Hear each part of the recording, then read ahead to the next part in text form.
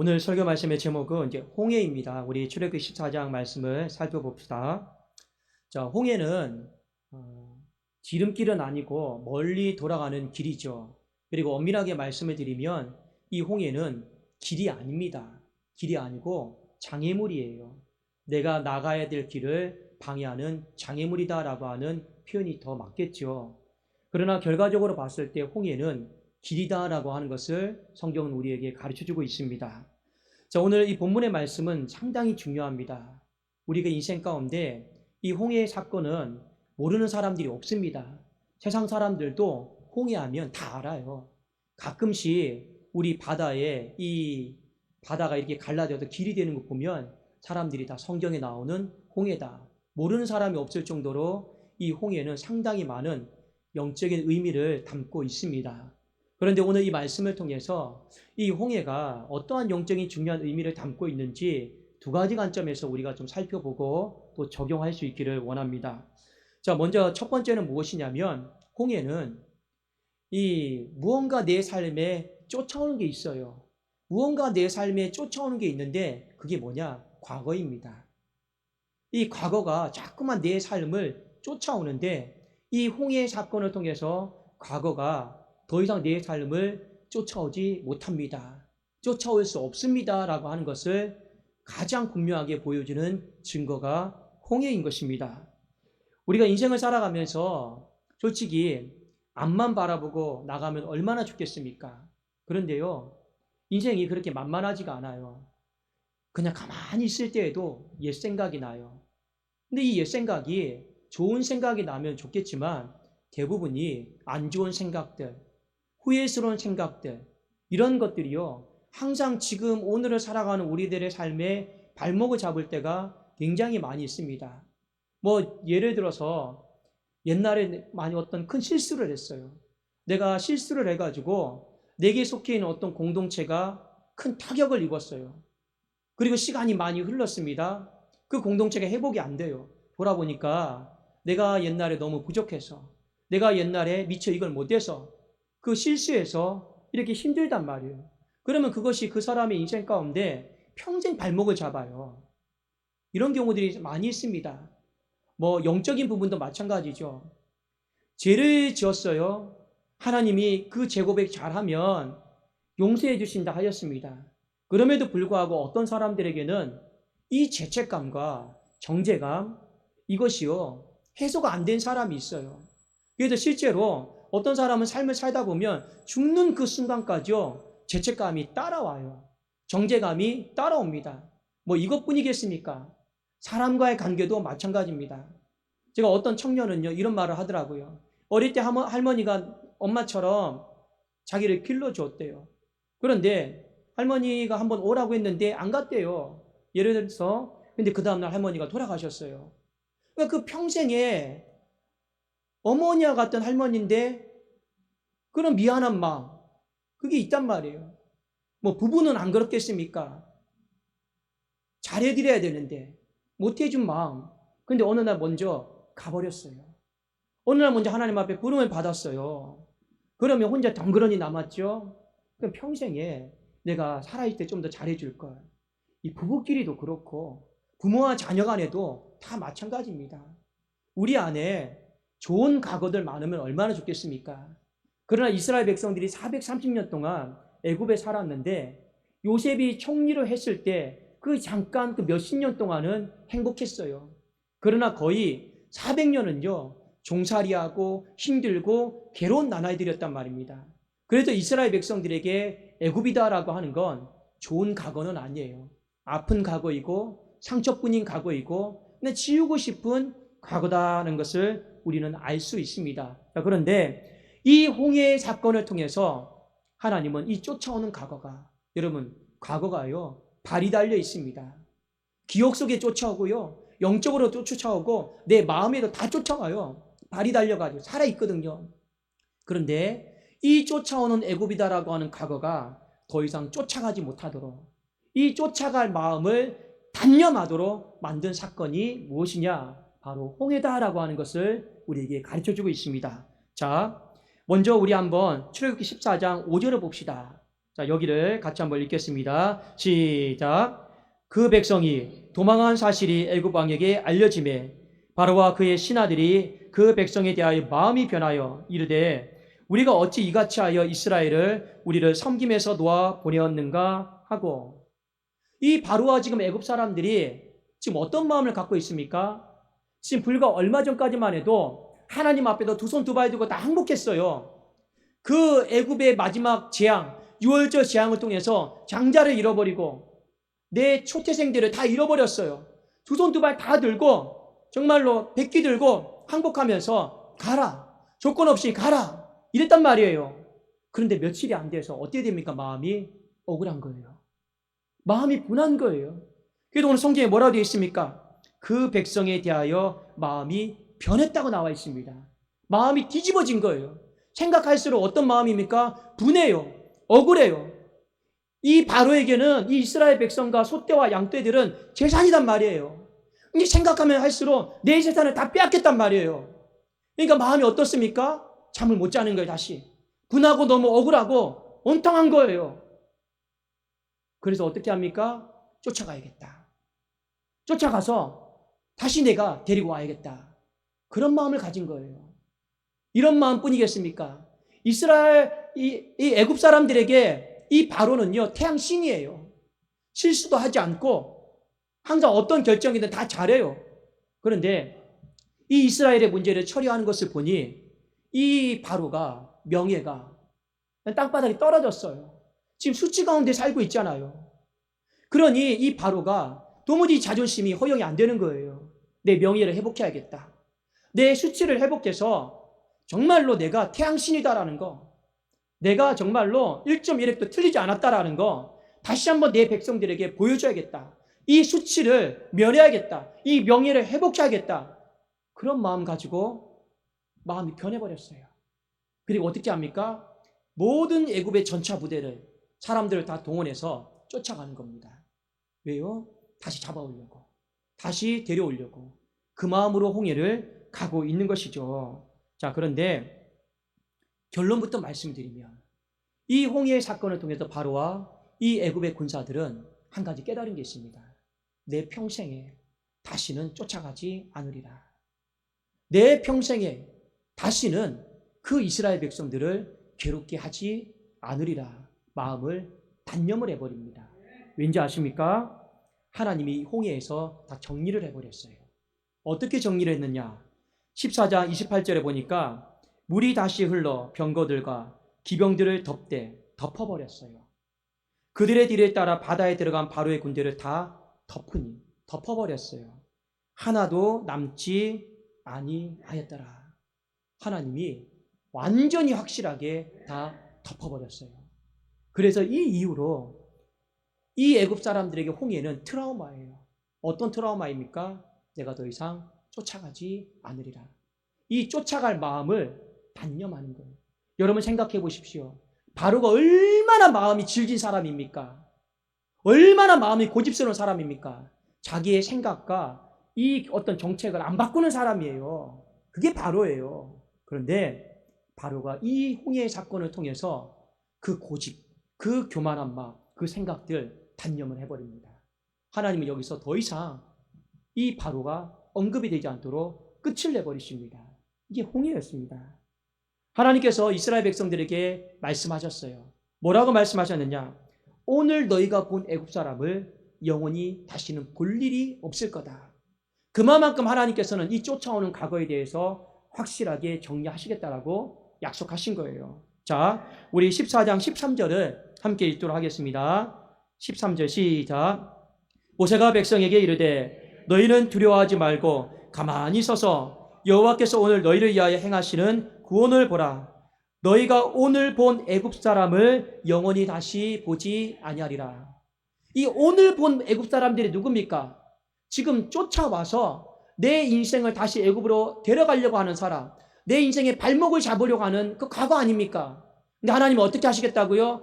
오늘 본 애굽 사람을 다시는 영원히 볼 일이 없을 거다. 하나님이 정리하실 거다라고 하는 것을 분명히 말씀을 하신 것입니다. 어떻게 정리하셨는가? 그게 이제 홍해가 갈라지는 사건들이에요.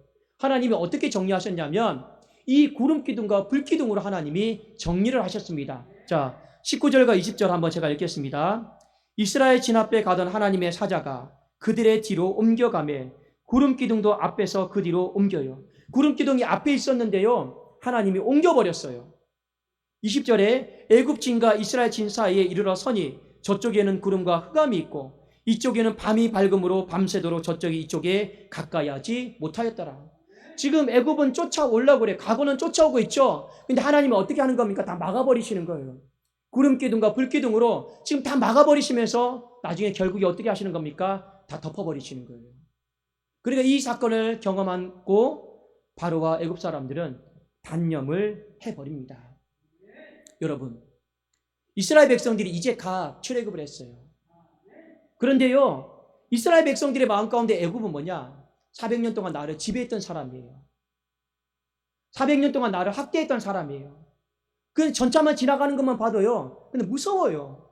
우리 그런 경우 있죠. 뭐 예전에 뭐 운전을 하다가 차 사고가 한번 살짝 났어요.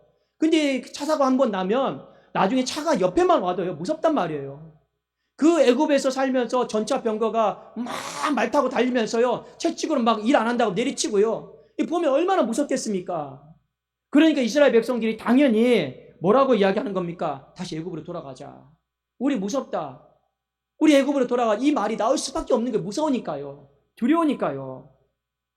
이스라엘 백성들에게 이 애굽은 과거의 상처고 괴로움이고 그냥 고통스러운 거예요. 다시 영원히 안 봤으면 좋겠는 거예요. 그렇는데 이것이 문제는 뭐냐? 발이 달려있다라는 거예요. 살아있다라는 거예요. 그리고 이것이 끝까지 쫓아온다라는 거예요. 죽는 날까지 쫓아온단 말이에요. 그게 문제인 거예요. 그런데 하나님이 뭐라 말씀하셨습니까? 이것을 내가 막아주겠다. 그리고 이것을 내가 다 덮어버려서 단념시키도록 하겠다. 그것이 바로 홍해의 사건이었습니다. 여러분, 아까도 제가 말씀드렸습니다. 영적으로 내 안에 죄책감과 정죄감이 쫓아올 때가 있어요. 마음적으로 내가 실수하고 내가 못했던 것들 때문에 누군가 피해보고 누군가가 가슴 아파했던 사건들이 다 있습니다. 계속 쫓아오죠. 계속 쫓아옵니다. 저도요, 초등학교 6학년 때 한 친구에게 그냥 실수한 게 있어요. 그런데 그 기억이요, 평생에 그냥 죄책감으로 미안한 마음으로 지금까지 그냥 쫓아온단 말이에요. 이게 여러분, 약을 먹는다고 해도 되는 것도 아니고 그냥 어디 가다 상담받는다고 해도 되는 것도 아니고 불쑥불쑥 발 달려가지고요 쫓아오는데, 그 죄책감과 정죄감과 미안한 마음과 실수와 이 모든 것들이 얼마나 우리의 삶에 발목을 잡고 힘들게 하고 괴롭게 합니까? 그런데 하나님이 우리에게 분명히 말씀하셨습니다. 믿어라. 무엇을요? 홍해의 확실한 증거를 보고 이 애굽이 과거인데 너의 인생을 끊임없이 쫓아오려고 또 마음을 쓰고 있는 그 과거인데 내가 어떻게 막는지, 어떻게 덮어버려서 더 이상 너의 삶에 쫓아오지 못하도록 내가 단념을 시킬 테니 너는 그것을 믿고 뭐 하라는 겁니까?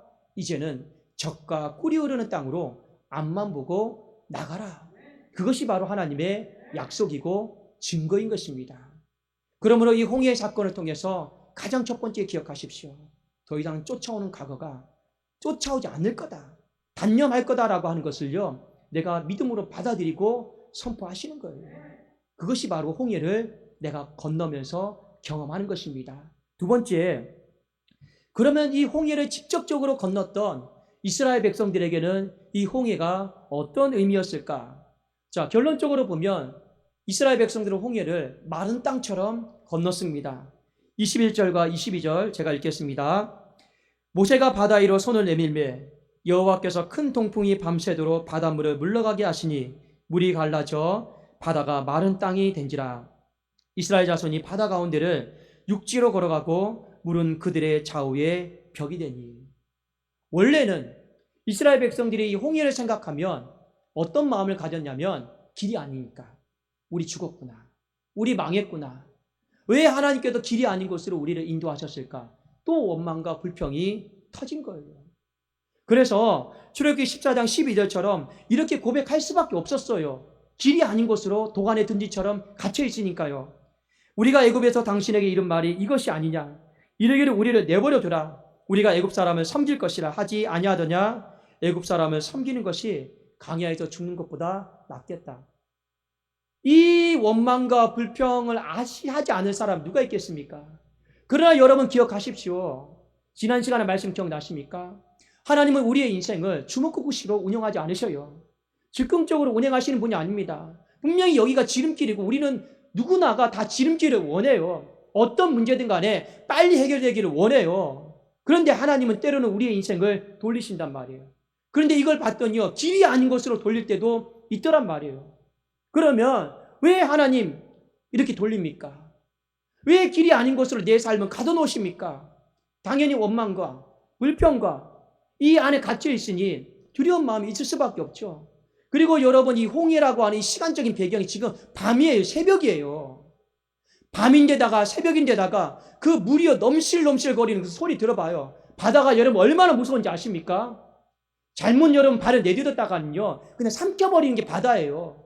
길도 안 보이는데 얼마나 마음이 두렵겠습니까? 그러니까 오늘 12절처럼 고백할 수밖에 없죠. 그러나 우리는 또 믿어야 돼요. 무엇을요? 하나님은 다 계획이 있으셔서 이끌어 가시는 거지, 계획이 있으셔서 때로는 지름길을 놔두고 먼 길로 돌리시고 때로는 길이 없는 곳으로 이끄시는 것이지, 계획이 없는 상태에서 우리의 삶을 이끄시는 분은 결코 아니다라고 하는 걸 믿어야 되고, 그 믿음의 첫 시험대가 바로 홍해였단 말이에요. 그런데 하나님은 모세에게 말씀하셨습니다. 그 대오를 흐트러뜨리지 말고 하나님을 바라보라라는 거예요. 그래도 보라라고 말씀하는 건 이제 무엇을 보라라는 거예요?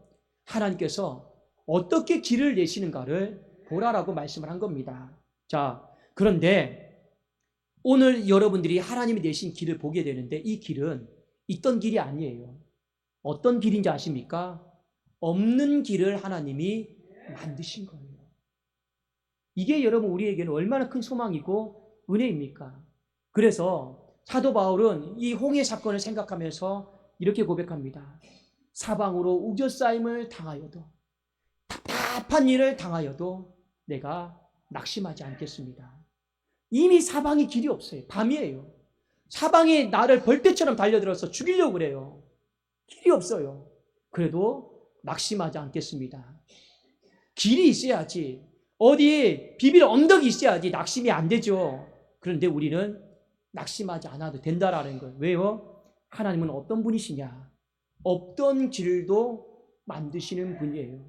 지금 시간적으로 밤인데 불기둥으로 어떻게 합니까? 빛도 만드신 분이고, 지금 밤인데 길이 없는데도 하나님은 길을 만드시는 분이에요. 그래서 이스라엘 백성들이 홍해 딱 생각하면 생각이 바뀌었어요. 맨 처음에는 우리 죽었구나, 맨 처음에는 우리 망했구나 했는데 그 뒤로는 이 홍해의 신앙을 자자손손대대에 남겨준 거예요.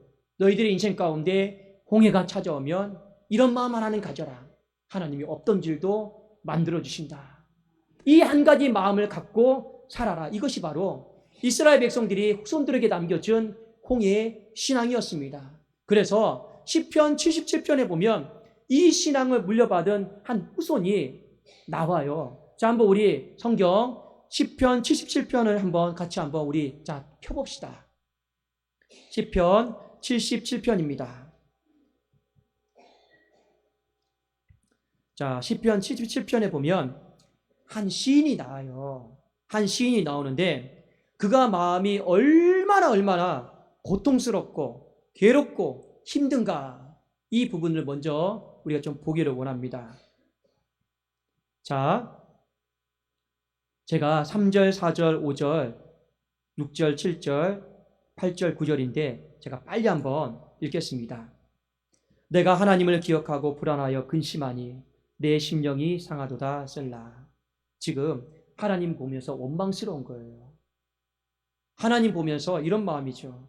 하나님 믿으면 잘 되고 평안해야 되고 문제 없어야 되는데 오늘 불안하고 근심이 넘쳐요.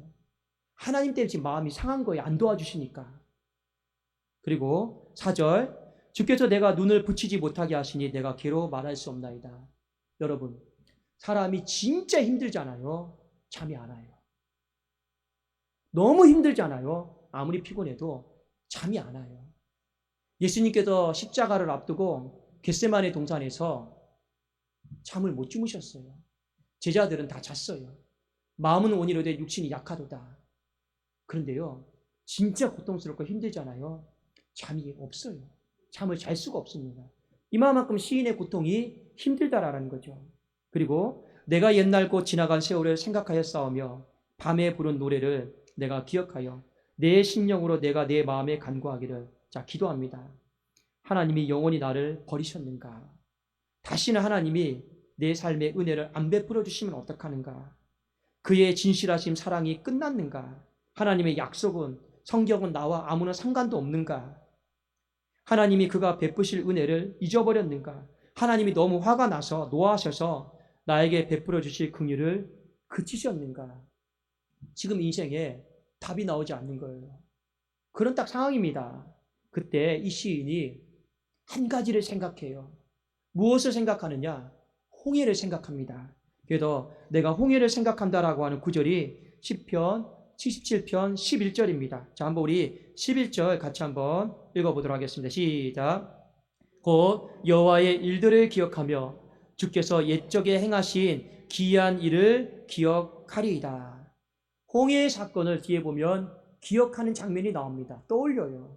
그리고 마침내 자신의 인생의 길이 열리고 그걸 경험하게 됩니다. 19절과 20절 제가 읽어드릴게요. 주의 길이 바다에 있었고 주의 고든 길이 큰 물에 있었으나 주의 발자취를 알 수 없었나이다. 주의 백성을 양떼같이 모세와 아론의 손으로 인도하셨나이다. 자, 이 구절은 출애굽기 14장에 하나님이 홍해를 가르쳐서 그들이 소떼와 양떼 사람들이 하나도 머리털 하나 상치 않고 다 지나가는 거예요. 그걸 말하는 겁니다.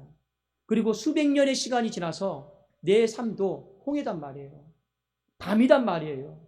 답답하단 말이에요. 길이 없단 말이에요. 그런데 하나님이 없던 길도 만들어내실 거다. 이 믿음의 고백 속에서 내 삶이 지금 홍해를 경험하고 길이 열리는 걸 경험하고 지나가는 것을 이 시인이 경험하고 있는 겁니다. 여러분, 주의 길이 바다에 있었다고 했죠. 주의 길이라고 했습니다. 인간이 만들어낸 길이 아니에요. 인간이 여기는 길이 있다. 그 길이 아니에요. 주님이 창조하시고 없던 걸 만들어내신 그 길이 바로 홍해의 길이에요. 주의 길이 바다에 있었다라고 하는 말은 바로 그 고백 아니겠습니까? 그래서 이 홍해의 사건을 경험한 사람은 아무리 내 인생이 답답해도 속이 상해도 앞이 안 보여도 사방으로 우겨싸임을 당해도 내 인생이 도살장에 끌려가는 양 같아도 하나님이 없던 길도 내실 것이다. 이 한 가지 분명한 믿음, 이 없던 길을 내시니까 인생이 어떤 소망을 갖습니까? 내가 지금은 힘들어도 내 미래는 열릴 것이다. 내 미래는 열린 문이 될 것이다 라고 하는 이 믿음의 고백을 할 수밖에 없는 거예요. 여러분, 홍해 앞에 서 있습니다. 서 있는 것 지금 우리의 현재죠. 근데 하나님은 이 애굽이다라고 하는 과거를 통해서 그 살아있는 과거가 더 이상 너의 삶을 쫓아오지 못하도록 내가 막아줄게. 그러니 우리 보고 뭐 하라는 겁니까? 실수했던 거, 좀 부족하게 행했던 거, 너 때문에 가정이 좀 무너지고 너 때문에 교회가 좀 힘들어지고 그래 죄책감 미안한 마음들 얼마나 많이 있습니까? 부부간에도 사람과의 관계도 조금만 내 자녀에게 그때 이렇게만 해줬어도 지금 이렇게 삐딱하게 나가지 않을 텐데 우리 부모가 그런 죄책감 갖는 마음도 얼마나 많이 있습니까? 그게요 평생 쫓아온단 말이에요. 근데 하나님이 뭐라 말씀하십니까? 너는 앞만 봐야 돼. 근데 우리는 자꾸 어떻게 하는 거예요? 뒤를 봐요. 자꾸 뒤를. 내가 못해줬던 거, 실수했던 거, 실패했던 거, 죄책감과 정죄감과 미안한 마음, 이 쫓아오는 과거 속에서 매일 뒤를 바라보면서 고개 돌린단 말이에요. 이제는 좀 괜찮아지겠지 하다가도 또 밤에 혼자 덩그러니 있으면 또 생각나요. 이제는 괜찮아지겠지 하다가도 좀 나 때문에 이 가정이나 회사나 교회가 힘들어지면요 또 나 때문이구나 하고요 또 힘들어진단 말이에요. 근데 하나님은 뒤돌아보지 말라고 했습니다. 여러분 성경에 보세요. 손에 징기를 잡고 뒤를 돌아보는 자는 하나님 나라에 합당하지 않다 했습니다. 소돔과 고모라가 멸망할 때 하나님이 롯과 롯의 처에게 뭐라고 말했습니까? 절대 뒤돌아보지 마라. 하나님은 우리에게 뒤돌아보는 것을 원치를 않아요. 왜요? 앞만 바라보고 나가기도 힘들어요. 왜인지 아십니까? 그 앞만 바라보고 나가는 길도 순탄하게 갈 수 있는 길이 아니에요. 매일같이 영적인 싸움을 해야 되고 그런 길인데 이 싸움도 우리의 삶에 실질적으로 버거운데 뒤를 돌아보면 어떻게 되겠습니까? 한 걸음도 못 나가고 매일같이 그 자리에 주저앉아 버리는 것이죠. 그래서 하나님이 말씀하신 거예요. 뒤돌아보지 말라라고 말씀하시면서 동시에 뭐라고 약속을 주셨습니까? 그 쫓아오는 과거가 더 이상 너의 삶에 발목을 잡지 않도록 내가 확실하게 단념시킬 테니 뒤돌아보지 마라. 실제로 그렇습니다. 이스라엘 백성들이 40년 동안 광야 생활하면서 이렇게 생각한 적은 있어요. 우리가 스스로가 믿음이 없어서 애굽으로 돌아가자. 애굽으로 돌아가자. 그들이 먼저 이야기를 꺼낸 적은 있어도 그들이 40년 광야 동안 애굽에서 뒤쫓아오면 어떡하지? 애굽에서 뒤쫓아오면 어떡하지? 이런 적은 한 번도 없었습니다. 실제로 그렇지 않습니까? 왜 없었습니까? 홍해의 사건을 통해서 하나님이 단념시킨 걸 믿음으로 봤으니까요. 로마서 8장 1절에 보면 이런 고백이 있습니다. 그러므로 이제 그리스도 예수 안에 있는 자에게는 결코 정죄함이 없다. 이 정죄함이 없다라고 하는 건 어떤 의미일까요? 그 죄책감과 정죄감과 미안한 마음이 내 삶에 쫓아온다라는 거예요. 쫓아와요. 우리 가끔씩 미안해서 예배 못 드릴 때 있죠. 미안해서 서로 인사 못 할 때 있죠. 미안해서 죄송스러운 마음 때문에 우리의 삶이 못 드려질 때도 많이 있습니다. 계속 쫓아오는 거예요. 그게 정죄함이에요. 그런데 그리스도 안에 있으면 쫓아오려고 하다가도 못 쫓아온다라는 거예요. 하나님이 막아주시고 단념시키기 때문에 그렇습니다. 여러분이 홍해에 확실한 증거가 있습니다. 믿음의 눈으로 바라보시고 그걸 선포하세요. 더 이상 더러운 과거들이, 아픈 과거들이, 상처투성인 과거들이 나를 괴롭게 하고 내 자존감을 무너뜨리고 내 삶을 무너뜨리는 그 수많은 과거들이 있습니다. 그게 애굽이에요. 그러나 그것이 아무리 빨리 달려있다 할지라도 그것이 아무리 쫓아오려고 호시탐탐 노린다 할지라도 하나님이 단념시켰다. 그걸 믿음으로 받아들이셔야 되는 거예요. 그래야지 그 사람에게 홍해의 역사가 일어나는 거예요. 시편 77편에 나오는 이 사람이 홍해 갔다 온 거 아니잖아요. 그러나 영적으로 홍해를 경험한 것입니다. 또 하나 여러분들에게 당부를 드리고 싶은 말씀이 있습니다. 여러분 우리 앞으로 앞만 보고 나가셔야 되는 거예요. 하나님이 분명히 출애굽을 시킨 목적이 무엇입니까?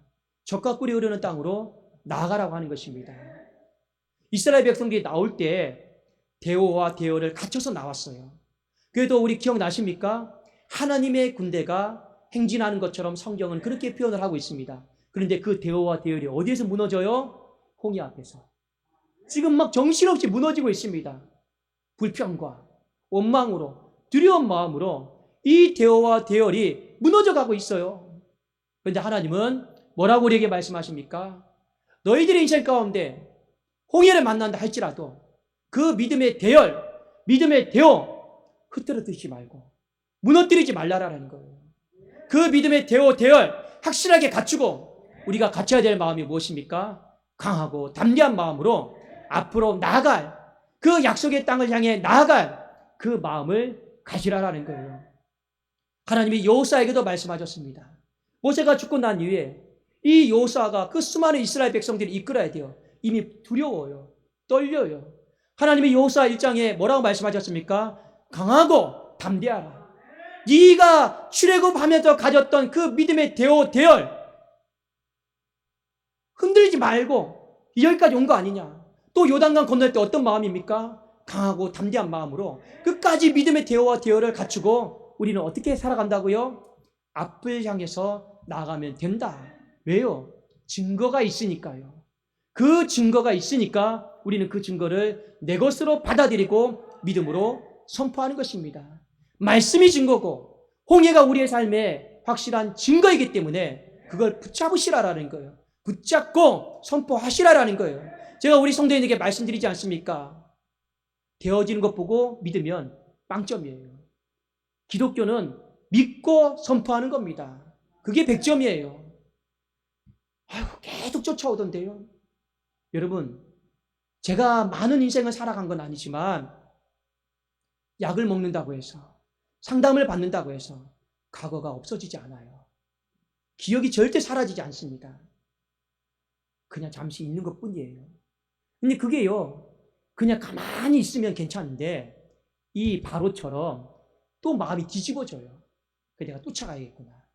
가만히 있으면 여러분 얼마나 좋습니까? 쫓아오니까 문제죠. 그래도 그걸요, 약으로도 못 막습니다. 상담받아도 이게 해결이 안 돼요. 그런데 한 가지는 분명히 믿으셔야 됩니다. 하나님이 그 쫓아오는 과거는 하나님만이 단념시킬 수 있다. 이걸 우리가 믿어야 되는 거예요. 그래야지만이 여러분이 비로소 앞을 향해 나갈 수 있고, 그래야지만이 여러분이 비로소 내 앞에 구름기둥이 있구나, 불기둥이 있구나, 그걸 놓치지 않고 나갈 수 있는 것 아니겠습니까? 오늘 이 확실한 증거를 저와 여러분이 잘 붙잡고, 여러분의 이 아픈 과거들이, 이 상처뿐인 과거들이 확실하게 잘 정리되어지고, 이제는 여러분의 삶과 가정과 교회 안에 하나님께서 없던 길도 만들어주셔서 여러분, 우리가 젖과 꿀이 흐르는 땅으로 한 걸음 한 걸음 행복하게 나갈 수 있는 우리 행복한 이 홍해의 경험이 될 수 있기를 예수 그리스도의 이름으로 축원합니다. 기도하겠습니다. 살아계신 하나님 아버지, 감사합니다. 사방으로 우겨싸임을 당하고 답답한 일을 당하고 과거의 노예가 되고 포로가 된 사람이 있습니까? 그럼에도 불구하고 우리에게 홍해의 확실한 증거를 보여주었사오니 이 홍해의 신앙을 붙들고 하나님, 다시 한번 우리의 시선이 과거가 아니요 우리의 시선이 불기둥과 구름기둥이 있는 미래를 향해 하나님 바라보고 주목하고 나가게 하여 주시옵소서. 몸된 교회가 하나님 젖과 꿀이 흐르는 땅으로 부흥케 하여 주시며, 몸된 성도님의 가정이 이제 상처와 아픔들이 다 정리가 되어지고 젖과 꿀이 흐르는 위로의 땅으로 하나님 나가게 하여 주시옵소서. 우리 모든 주의 권속들, 특별히 우리 청년들의 삶 가운데도 하나님 아픈 과거에 매이지 않게 하시며 젖과 꿀이 흐르는 땅으로 강하고 담대함으로 이 신앙의 대화와 대열이 흐트러지지 않고 나가게 하여 주시옵소서. 예수 그리스도의 이름으로 기도드리옵나이다. 아멘.